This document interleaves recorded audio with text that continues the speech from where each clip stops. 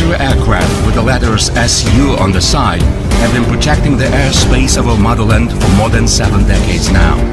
Sukhoi company designers passed on their talent to the warplanes they created.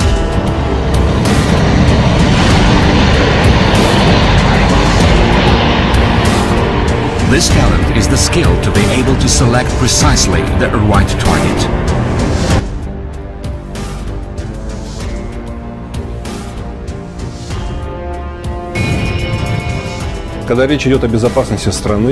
When it's about national security and defense of the state, the price of an error might prove too high. Of course, this holds true for the defense industry and military science in the first place. In industry as in science, it's important to follow time-tested traditions. A school is the guardian of these traditions. A distinctive feature of aircraft designer Pavel Sukhoi is that his design bureau has always tried to make shortcuts and to be the frontrunner. It was the company policy as it designed planes for pilots called Stalin's Falcons, and now as it makes the T-50 advanced aircraft flight-worthy. The T-50 is a 5th-generation military aircraft. Yet any plane developed by Sukhoi, even this warplane of the future, is intended for ordinary fleet pilots, not just for aces. The key criterion in trials, with test pilots demanding, requesting, persuading and even begging, is that the plane be such as to enable a person of sound mind, an ordinary pilot, so to speak, to easily accomplish absolutely any mission in most adverse combat conditions. As I was descending, my variometer began to give odd readings. I want to say that the Americans have the F-22 and the F-35. We didn't retrace the path of emulating one of these projects, trying to create a balanced system instead, which would secure superiority over potential rivals. T-50 chief designer Alexander Davidenko believes that the plane has integrated the best Sukhoi company achievements.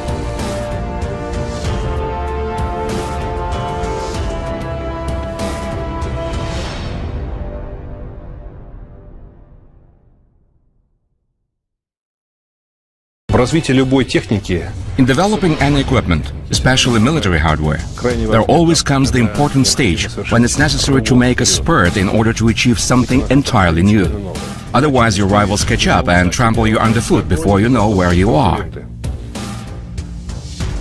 The T-50 has become the first Sukhoi warplane featuring complete digital design. Production of equipment in the modern world is not possible without using computer-aided design or creating a digital mock-up. In working with digital mock-ups, Sukhoi company designers also use supercomputers created at the Sarov-based Federal Nuclear Center. Today we have an opportunity to simulate the behavior of real systems in real operating conditions, which enables us to predict the behavior of the plane.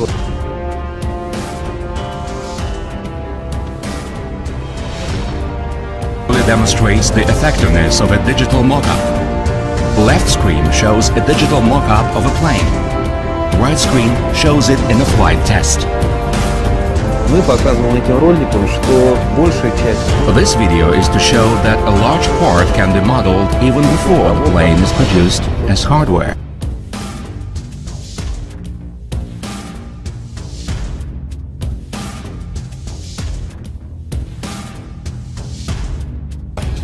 Our work can be as fascinating as a game. As digital design was introduced, all young designers claimed that computer-aided engineering was much more interesting than drawing. Sukhoi company has an original system to attract young people. This helps it maintain top performance level, despite the natural change of generations. There are many young people both in the design bureau and on assembly line. This is the Yuri Gagarin aircraft plant in Komsomolsk-on-Amur. Not show the T-50 assembly shop because it's a top secret plant. However, the T-50 has integrated much of what was used in developing the Su-35, which is assembled in this shop. вошел в ваш район простое снижение до верхней кромки облачности по вашему посадочному. Каждый инженер, Today, every engineer, technologist, policymaker and production foreman is integrated in the company system. They have a good grasp of digital mock-ups.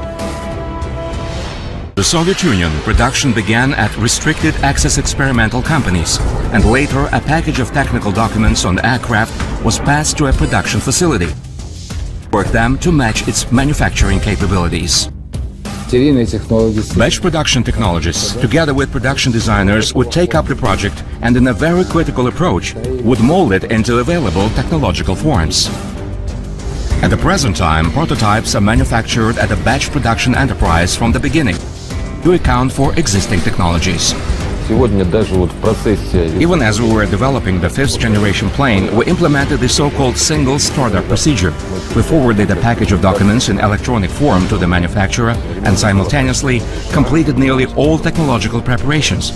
It was a consolidated effort of the production plant technologists and the Sukhoi Design Bureau specialists. As soon as we had accomplished it, we had to consolidate all this into one company. We were no longer merely a design bureau.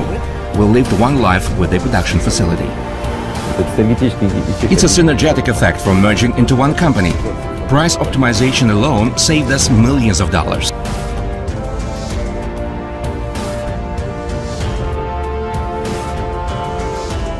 An earlier government policy was to order chief designer to build such and such plane, never mind the cost.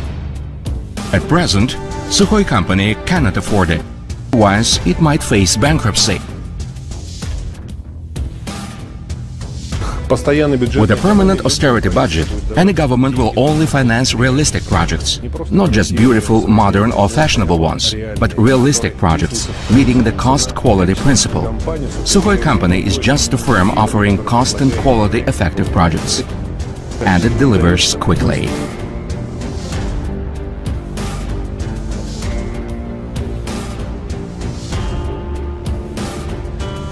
Least number of flight tests, maximum workload on the ground.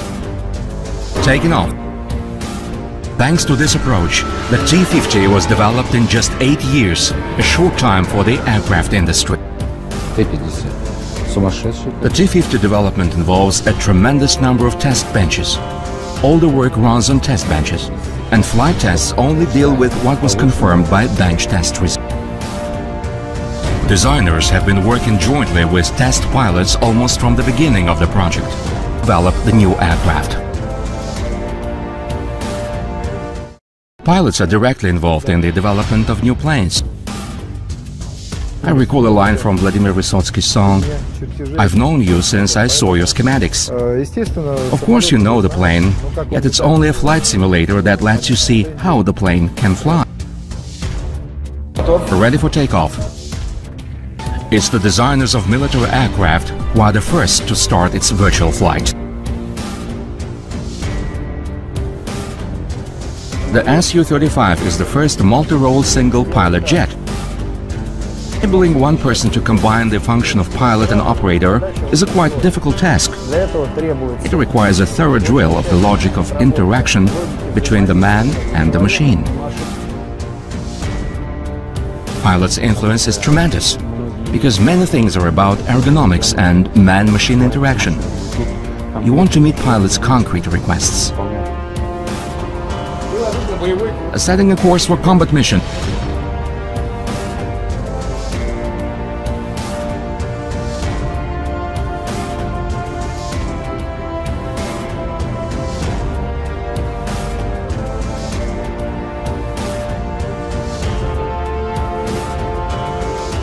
Engineers and pilots differ greatly in their views, and what seems convenient and well executed to the engineer might in fact cause problems for the pilot. For more than 2 hours, you experience constant G-forces and unnatural spins. It tires you to the point when you need to briefly switch over to pure oxygen in order to recover yourself.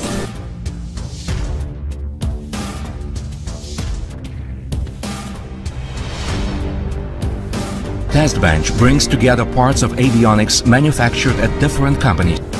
You have to interact for the first time. It's the designer's job to have them function together as one whole. Мы можем в день провести We can run dozens of simulations a day and launch as many targets as we need. проверку We can check out the complex modes which can hardly be done in real flight, simply because they are too dangerous. Что-то я теряю высоту. I'm losing altitude. Slightly, of course. Okay, I'll try to capture the glide slope. I have to gain altitude. Ну, I just lost track simply. I lost. Modern combat sets high requirements both for the pilot and the plane. Tasks the pilots have to perform today are far more complex compared with what they had to do only recently. Whereas a plane could fire some 5 different types of missiles before, the present-day range of armaments reaches 42. Furthermore, they have to be fired simultaneously to engage different targets. вот сейчас я по глиссаде. Now I'm flying the glide slope too fast. 200 meters isn't good for landing. Так мы... Will collapse the struts if I go on. But then I'm not a pilot. It's a computer game in a matter of speaking, but the difference is that it runs on real aircraft equipment. The tradition to minimize the number of flight tests in order not to risk the pilots' lives dates back to Pavel Sukhoi's leadership. Pavel Sukhoi's style of designing warplanes always stood out, came known as Sukhoi's style. It envisioned a maximum of new solutions and a minimum of risks. In other words, it was sound technical conservatism. Sukhoi's surname, which means dry, was a very fitting description of that man.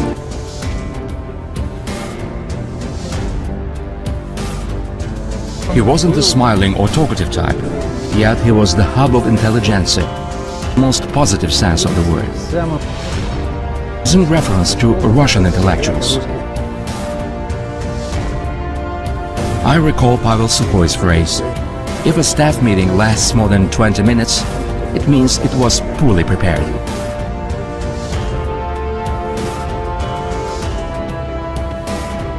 He made the decisions that proved to be visionary, with a far-reaching effect. It was a vision. Pavel Sukhoi and the team he created had a unique talent. They were equally successful in developing different types of aircraft, intended for various missions, such as fighters, attack aircraft and bombers. It was a distinctive feature of the Sukhoi school. Сухого всегда отличала новизна. Novelties always set Sukhoi apart. Every project was cutting edge if you looked into it.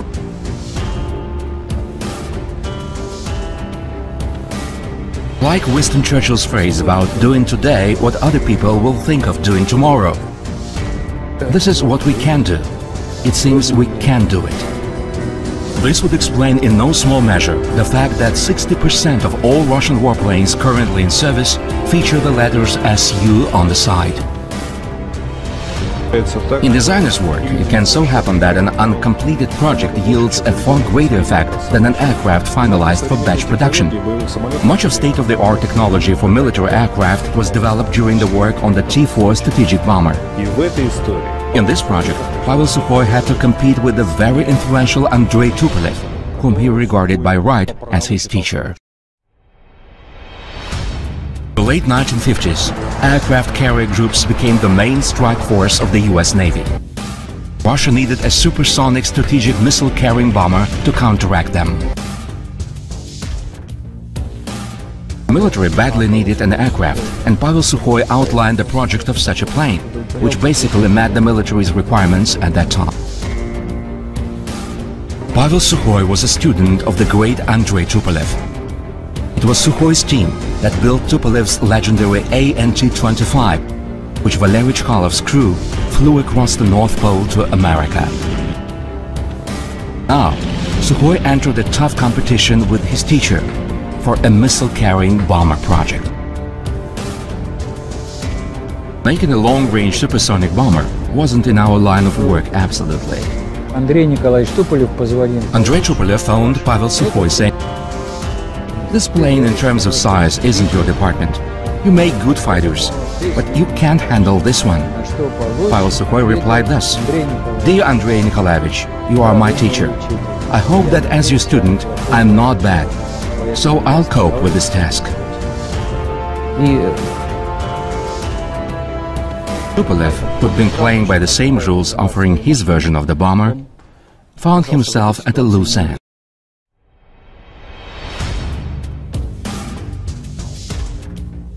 Bomber was codenamed T4, but design bureau insiders called it Sotka, meaning 100.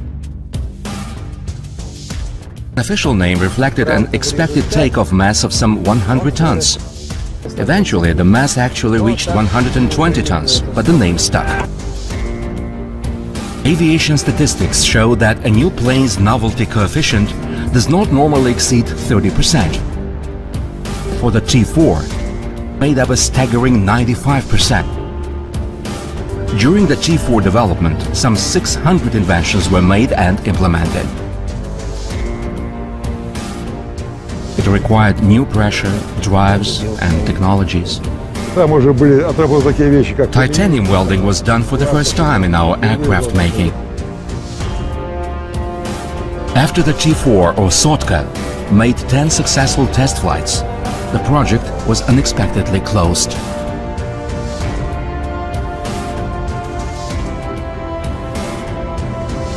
Of course, it was frustrating. Perhaps not just frustrating, it was a great injustice. Fate of the famous designer Pavel Sukhoi is an unbroken line of paradoxes. For example, he was chief designer of a leading design bureau of the Soviet Union, and yet he was not a Communist Party member, which seemed odd at the time. He was awarded Stalin prizes for designing aircraft, yet his planes were not put in batch production for some reason. He sort of stayed in the shadow of his more famous colleagues, Mikoyan, Tupolev, Yakovlev. Unlike them, he was not on good terms with government officials. But when the time of new speeds, the time of supersonic speed had come, it was the Su planes that took the niche, making the backbone of frontline aviation.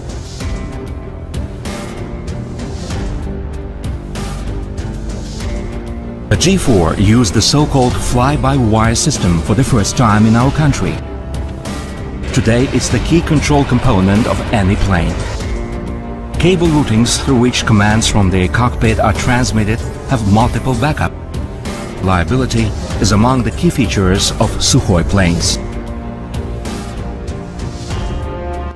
I am disconnecting the first coupler to simulate initial failure. As you see, the drive is continuing to work. Disconnecting the second, and again it's still working. As I disconnect the third, it is working still as it should.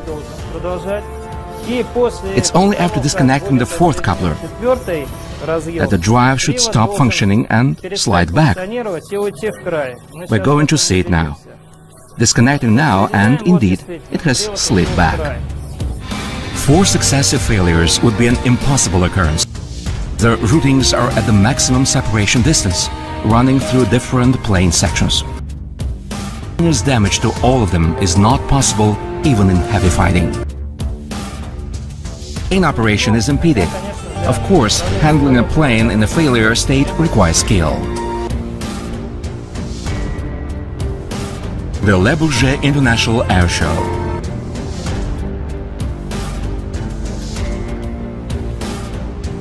Regrettably, the weather was very bad, with low clouds, rain and a possible thunderstorm. Emergency occurred during a demonstration flight. As I began performing a loop, a lightning struck the plane when it was at the highest point, burning nearly all avionics. Instinctively, I grabbed the ejection seat handles, and the first thought was to pull. As I put my hand on the control column and gave it a try, I saw that the plane responded, so I assumed it was too early to eject. I pulled it out of the aerobatic maneuver, approached to land, and put it down using pressure instruments only.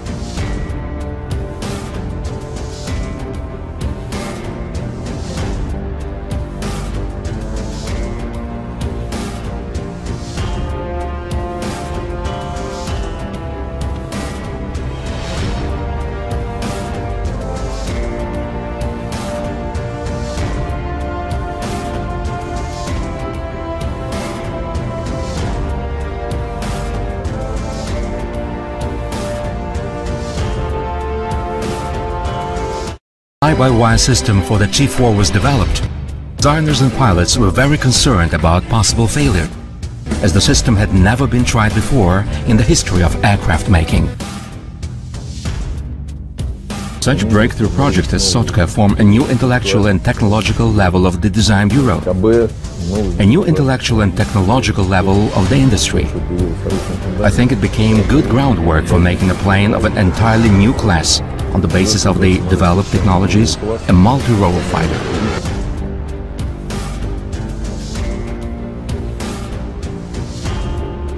Su-27 was developed as a heavy class fighter with a primary objective to gain air superiority. If necessary, it could be strategic bomber's escort on long-range missions. When the Su-27 appeared over the North Pole as bomber escort for the first time, it impressed the world greatly, because no such thing had ever happened before. This plane had to become our response to the US fourth-generation fighter F-15 Eagle. But when batch production of the new Su plane began, it became evident that it was inferior to the US counterpart. Clearly, some performance characteristics, though fully acceptable to the military, not met the targets. Mikhail Simonov was appointed chief designer of the Su-27 in February 1976. It was up to him to decide what to do with the new plane. He had to convince the Soviet Minister of Aviation Industry that a drastic revision of the project was crucial. I should say that within a very short time frame a plane was created which was in fact absolutely new.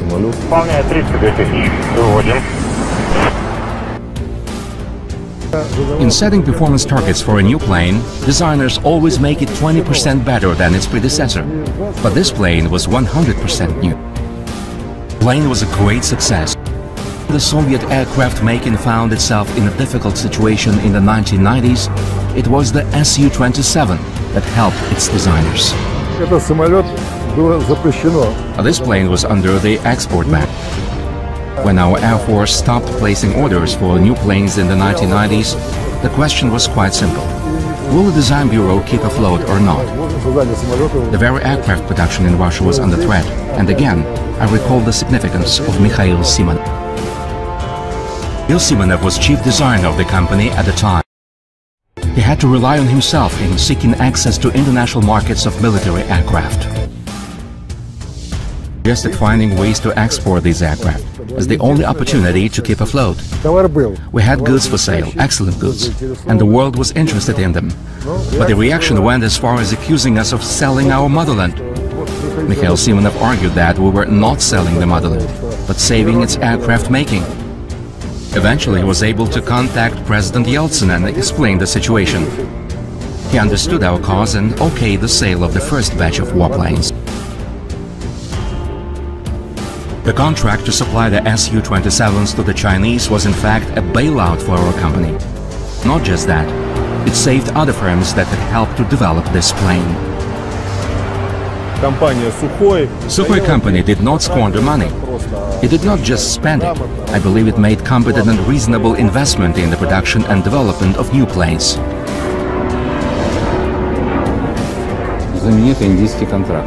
The famous Indian contract that followed the one with China was fully new, both in the way of technicalities and organization. We signed a contract with a friendly India for a plane that did not exist yet. There was a prototype, the Su-30 plane, and it was a starting point for our negotiations.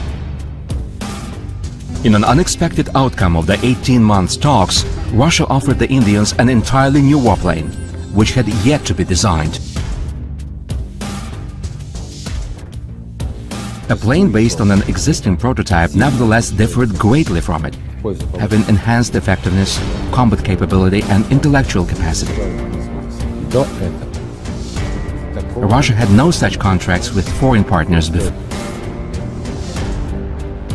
Su-30 MKI became the first batch-produced warplane in the world, featuring thrust vector control, which afforded super maneuverability.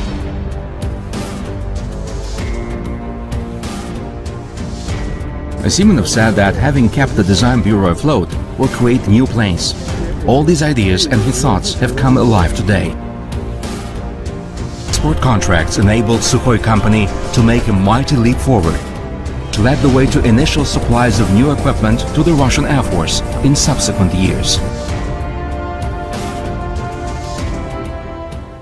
Presently, deliveries of Su-30SM multi-role fighters to the Russian Air Force are in full swing. Fleet pilots say that the combat capability of this aircraft has been enhanced by several times over that of older planes, which have been in service. In addition, the fighter's super maneuverability opened up new era in piloting. Dmitry Rogozin was lucky to fly on this new Russian warplane.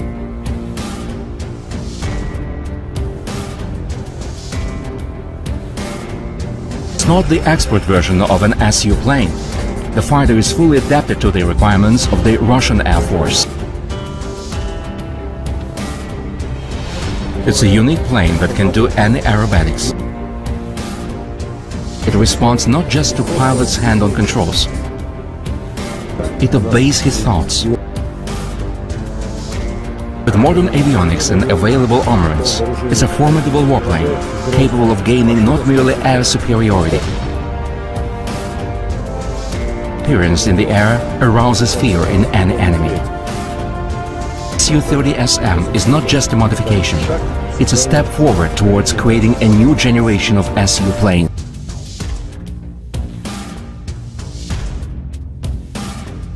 Over 3 decades, Sukhoi company created a unique family of aircraft based on the Su-27. The Su-33 deck fighter,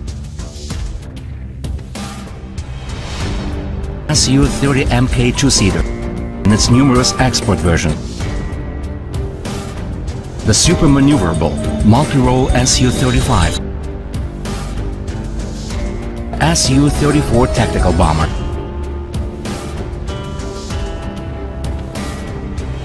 As for the Su-34, it's a unique program. No counterparts in the newest history. The plane was built with such performance characteristics that today it's unique in Russia and elsewhere.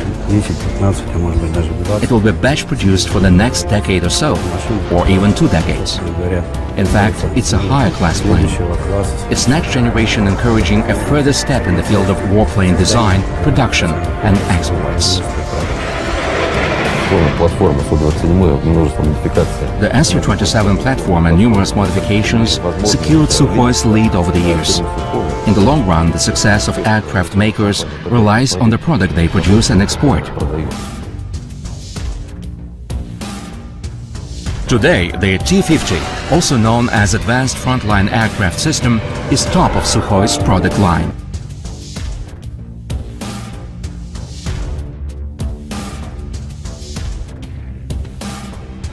In making any sophisticated equipment, errors are inevitable. Reliable checkout system guaranteeing flight safety is key. These errors are checked out from the very beginning till the end of service life, guarantee fault-free performance throughout all operating life. Due maintenance and repairs. In order to secure fault-free operation, we have to do 30,000 cycles. Every 7,500 cycles, we remove and disassemble components and inspect them together with the designer, the manufacturer for wear and tear, placing the bad parts. The number of these cycles should exceed that of a real plane by 5 times. In other words, the landing gear is given a 5-fold margin of safety. Things are quite different with the airframe, because it does not require such safety margin. This is a static test shop, which is number 1 test bench. It has top priority as it clears the plane for flight. This means that the test results are crucial for the plane to take off. It's a sort of the final checkout of the designer's solutions, manufacturing methods and production assembly. This is the T-50 plane. This is the way it looks in the static test shop. Studded with sensors. Thanks tests, the stress load put on the plane matches the actual in-flight stress.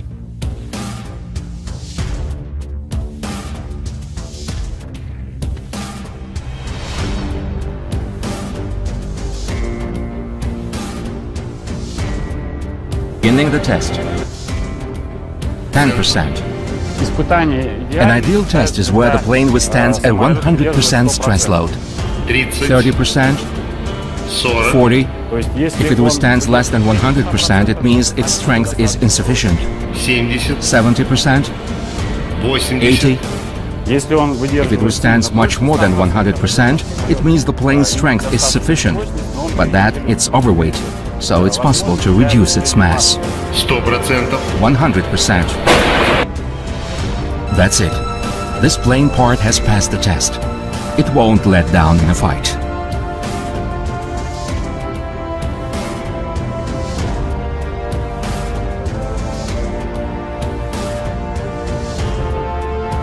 Sukhoi warplanes not only have been protecting the borders of the country, have proved themselves very well in military conflicts of the recent decade.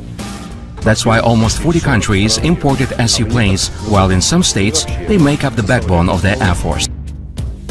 The Su-7B was the first fighter bomber produced by Sukhoi Design Bureau. The Su-7 was initially designed as a frontline fighter, later developed as a fighter bomber. The whole family of Su-7B aircraft was developed along this line, that is by enhancing the combat qualities of the fighter bomber. The plane was the main attack aircraft of our frontline aviation for a long time, and it was appreciated abroad as well. By the time the Indo-Pakistani War had broken out in December 1971, the Su-7B was the bedrock of the offensive power of the Indian Air Force.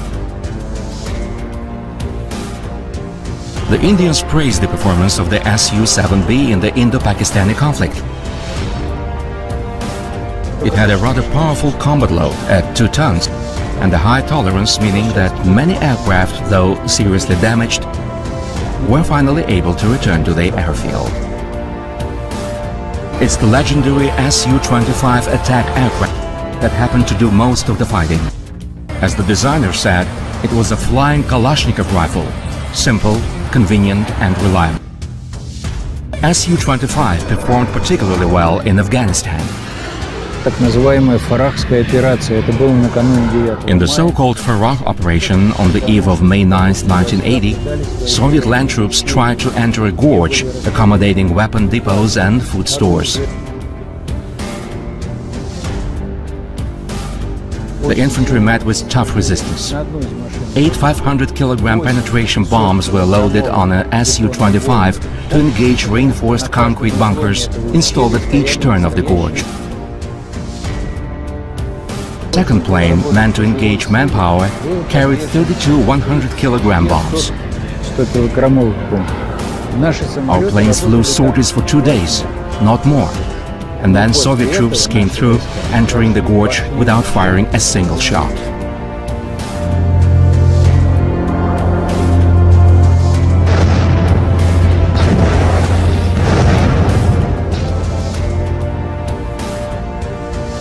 Today, a combat test for a plane remains crucial in its selection by foreign customers.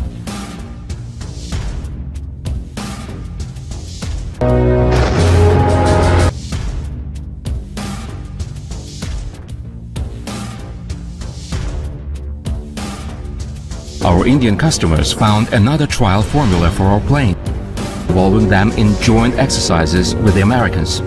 The outcome of these airfights confirmed the effectiveness of our aircraft. This means that even such unorthodox forms of comparison of warplane confirm the effectiveness of Sukhoi developments. Designing a plane is just part of the job. It's also important to make it fly. At present, Sukhoi company runs the most powerful and productive testing center of Russia's aircraft industry. Any complaints? No complaints. Ready to fly. Pilots of the Sukhoi flight test and development base fly 1,500 sorties a year.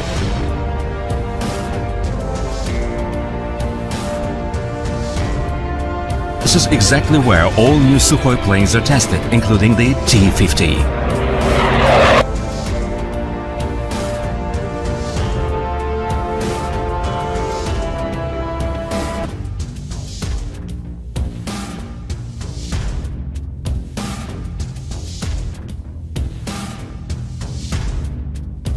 It's an altitude compensating suit. случае разгерметизации самолета Its acronym is VKK-15. происходит разгерметизация. Соответственно, It's used in case the plane depressurizes at high altitudes. If it happens, pressure air is supplied through these expandable pipes and hoses to prevent blood vessels from bursting, под давлением. inflating the suit and squeezing the pilot's body under pressure, thus protecting his blood vessels from damage. In emergency, it gives enough time to the pilot to descend to a safer altitude. It might come handy once in the lifetime only, yet it will be a life-saving chance.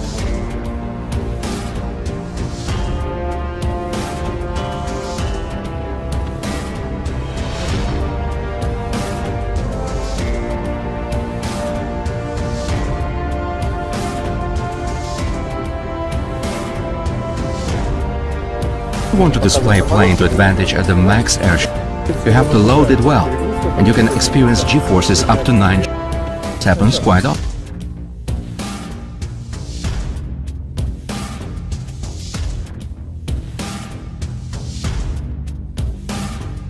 As we were simulating an air fight, a foreign pilot turned his head, damaging his backbone because of accelerating force. Though it was just 5 G-force, out of commission. A 9 G-force is more powerful. Consider, if a person weighs 80 kilograms, a 9 G-force increases his mass to 720 kilograms.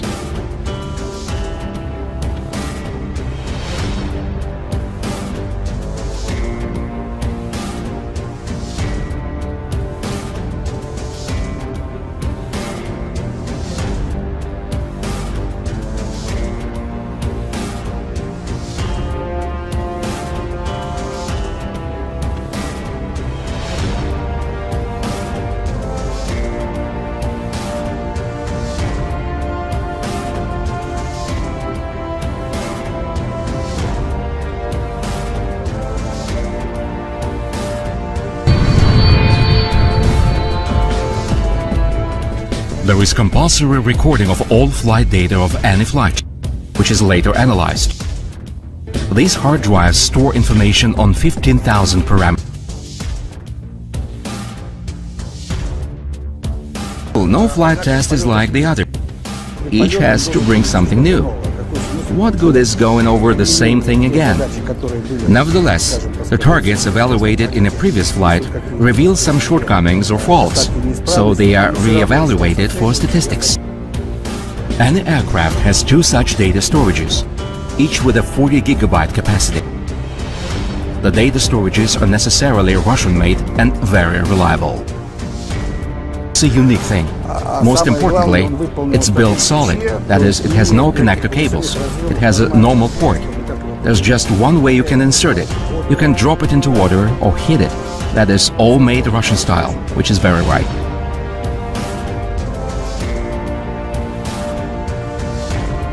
To complete any challenging flight, a test pilot must do a hang on a horizontal bar, an exercise obligatory for all. Demonstration of high maneuverability in flight, stress for the backbone. The space between intervertebral discs shrinks, so I believe it does good to do a hang after a flight, in order to stretch out the backbone a bit. Sukhoi company decided to work in civil aviation in the early 2000s. Doubted that it would be successful. Technologies tried out in developing warplanes are used in designing civil aircraft. Soviet Union, it was a policy of almost all leading aircraft makers. The Tupolev, Ilyushin and Yakovlev manufacturers designed both military aircraft and civil planes. All but Sukhoi did. In the early 1990s, government procurements of military and civil planes nearly stopped in Russia.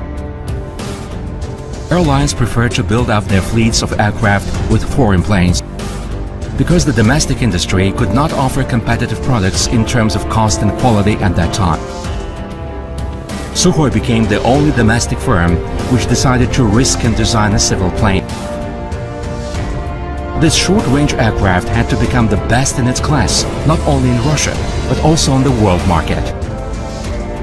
The company risked its hard-earned funds derived from exports of warplanes.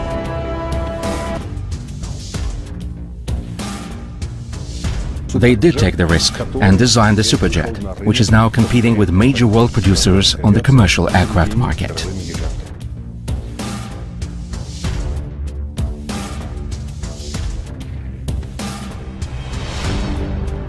Create the Sukhoi Superjet 100, comprehensive retooling program was implemented in Komsomolsk-on-Amur.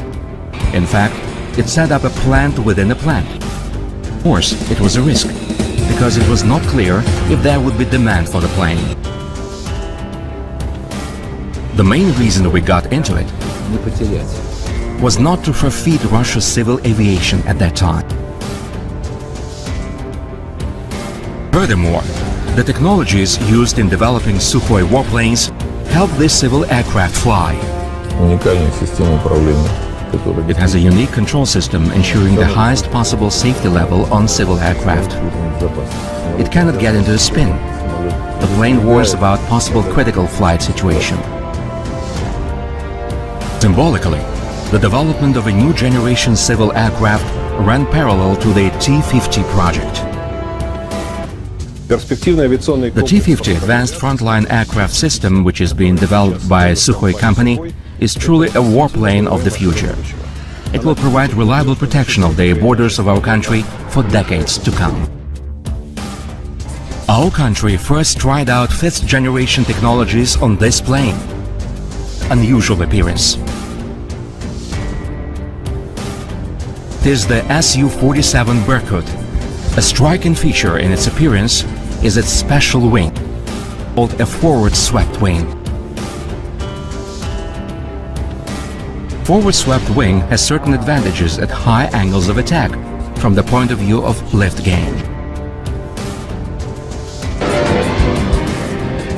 The problem was that it was difficult to ensure dynamic strength of this original airframe. Solving the problem was possible only by using composites as construction material. Su-47 Berkut was developed in a very difficult economic situation. Early 1980s marked the end of developed socialism and the beginning of restructuring. Funding stopped for whole industries, not mentioning individual experimental design bureaus. Yet, a design office is a fine-tuned mechanism. It cannot work today, idle tomorrow, and start working again the day after tomorrow, not in such constant transition from one mode to another. Designers would not have been able to develop a 5th generation plane if they had not worked on earlier generation military aircraft. With no funding from the state, Sukhoi Design Bureau developed the Su-47 using its own money. At that time, the company didn't have much money. We were well aware that we needed a certain amount of developments at hand and experimental work to make a basis for the 5th generation plane, which was our dream. This is how Berkut became an airborne laboratory for our 5th generation warplane. Su-35 was the next step. It was a 4++ generation aircraft.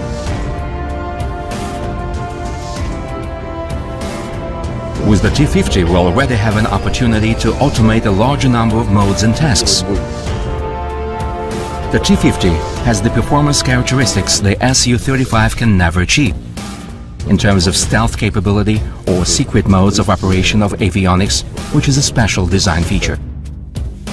The advanced plane was developed as a production aircraft from the very beginning. You cannot arrange production if you do not create its groundwork at the designing and testing stage. Thanks to the state armaments program, we can see our production targets for the next decade and even beyond. Our great founders of the Sukhoi firm always said that we should start designing a new plane before completing the previous design. This is what we do now. We should always achieve ambitious goals, presenting new challenges to the company team, and this is in fact the basis. In the summer of 2014, the T-50 5th generation plane was delivered to the Russian Air Force for state flight tests. Формула The rule of the Sukhoi school is to precisely select the target, calculate the shortest way to it, take a shortcut, thus gaining time.